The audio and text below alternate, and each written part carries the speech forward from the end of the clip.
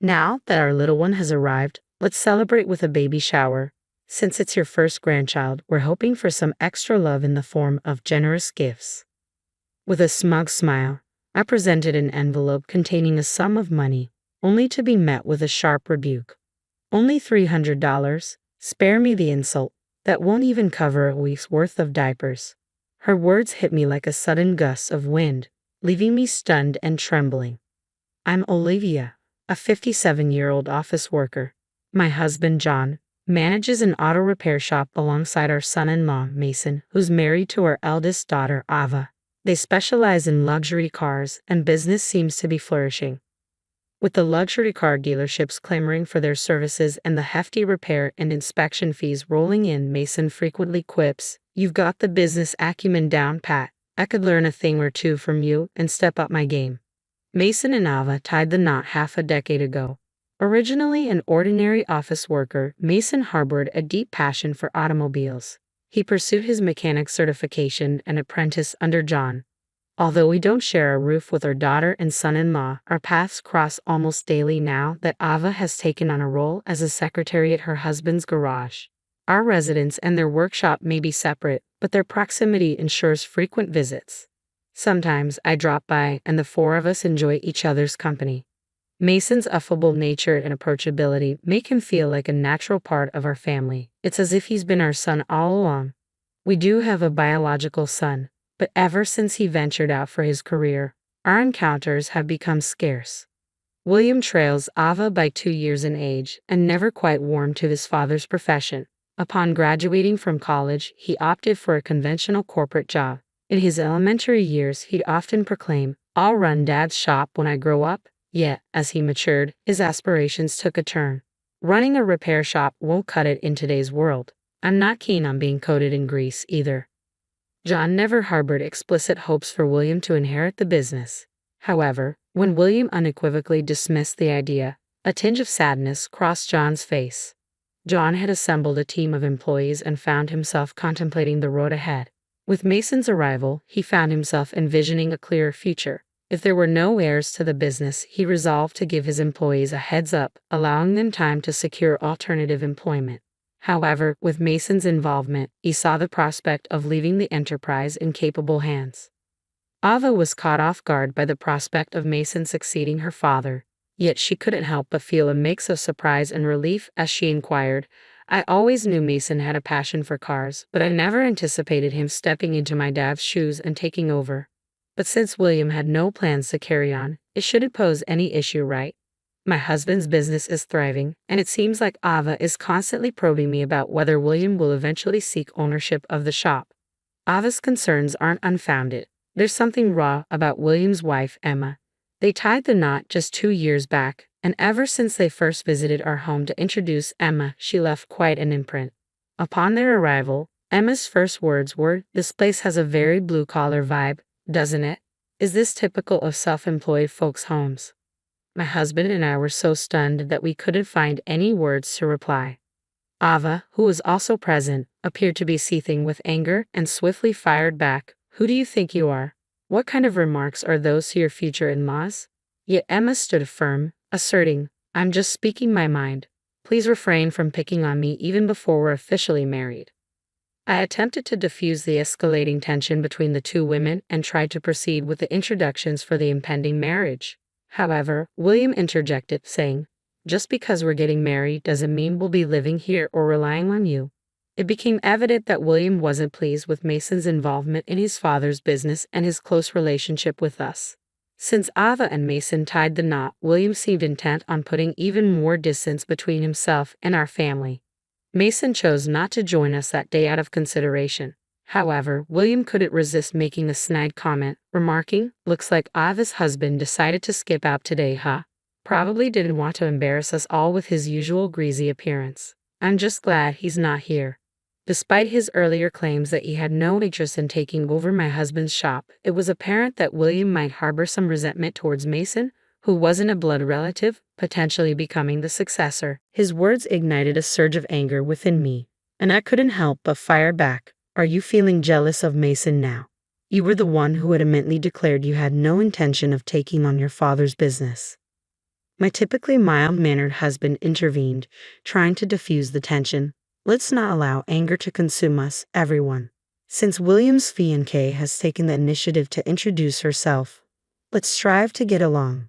Despite my husband's attempt to maintain peace, I found it increasingly challenging to contain my frustration.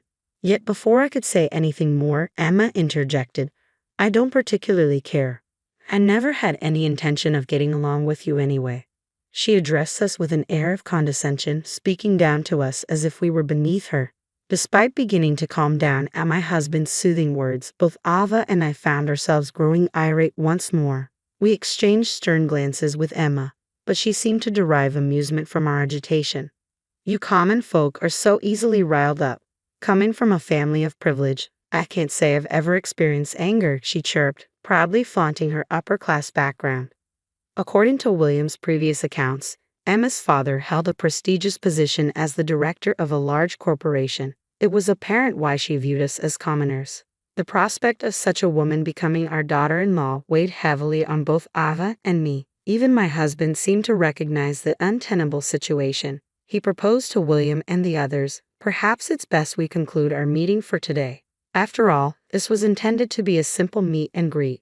The two of them hastily departed, leaving a lingering tension in their wake. Even after their departure, Ava was still ablaze with anger. Who does she think she is? Boasting about her upper-class lineage just because her father holds a directorial position in a company. She's overstepping her bounds. Even my husband, who had been attempting to pacify us, appeared taken aback. William certainly has his hands full with that one. I'm apprehensive about what lies ahead, he remarked, letting out a heavy sigh. He recounted to us the challenges Emma had presented during the wedding preparations. On the eve of the wedding, Emma deliberately paid us a visit and remarked, please ensure you scrub yourself clean, future father-in-law. And do make an effort to dress appropriately, future sister-in-law. You must be aware of your own appearance, right? After all, you're not exactly the epitome of beauty. At least try to present yourself decently. Her words dripped with sarcasm as she spoke. I felt a surge of anger rising within me, ready to retort, but my husband interjected calmly, noted, we'll ensure there are no disruptions. Emma appeared momentarily taken aback by his response. It seemed she had anticipated a more heated reaction, but my husband's composed reply left her at a loss for words. With a dissatisfied expression, she exited the scene, unable to provoke the desired reaction from us.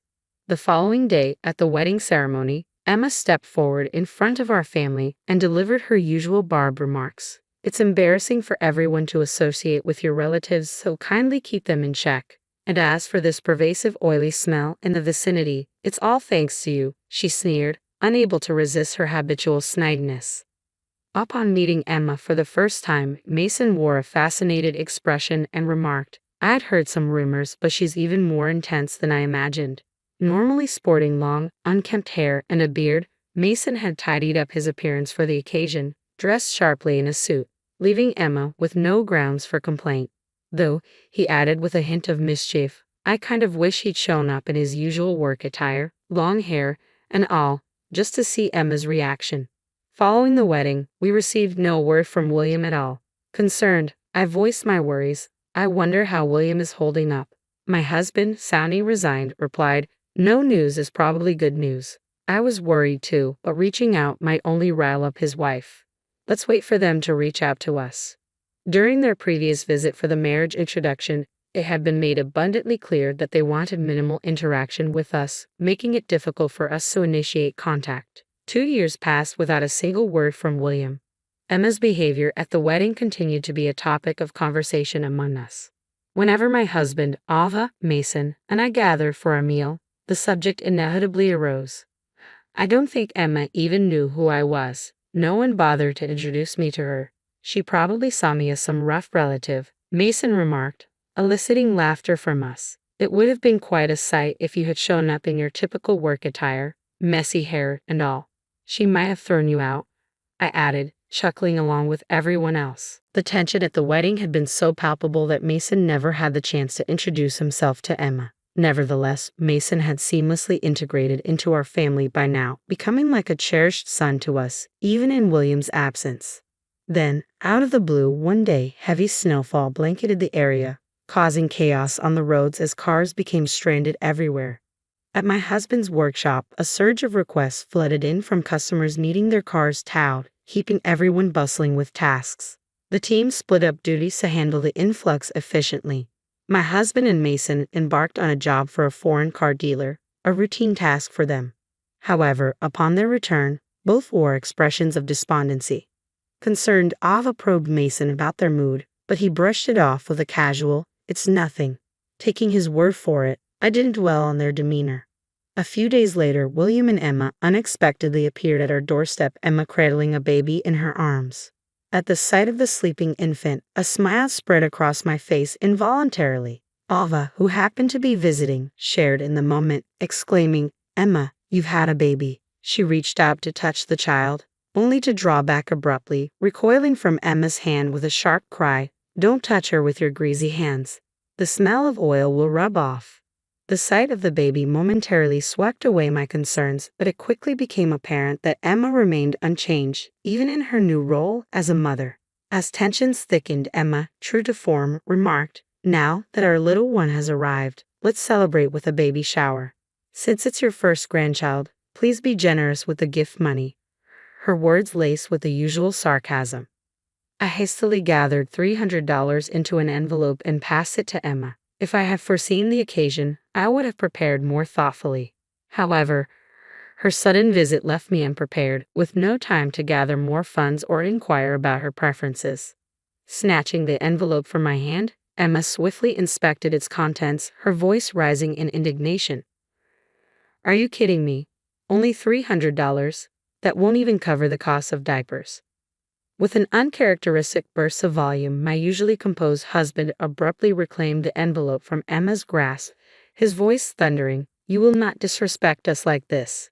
Is William even the father of that child?" His words echoed with a forcefulness I had never witnessed in him before. His assertion about the child's paternity left me utterly bewildered. The intensity of my husband's outburst drew Mason from the rear of the room, his expression marked by confusion as he entered. Yet upon catching sight of Emma, Mason's countenance shifted to one of shock. In turn, Emma, upon noticing Mason's presence, betrayed a flicker of alarm, swiftly attempting to conceal her face. Upon spotting Mason, my husband challenged Emma, "Does seeing Mason jog your memory? You surely recall him from our discussion in your fancy minivan during the heavy snowfall. You were voicing your complaints to Mason. I doubt you've forgotten his face." Despite my husband's pointed remarks, Ava, William, and I remained perplexed, all equally taken aback by the unfolding situation. My husband's next words only added to the confusion. "As the president you were with at the time is doing well, please convey my message. If he intends to engage in extramarital affairs, he should choose a time when it's not snowing, lest he be caught," he stated cryptically. At the mention of an affair, tension gripped Ava, William, and me. We exchanged incredulous glances, struggling to comprehend the gravity of the situation. Emma swiftly rebuffed the accusation, her denial tinged with evident fluster, a stark departure from her usual demeanor. "What are you talking about? The heavy snow? An affair? Your words make no sense," she protested, her composure visibly rattled.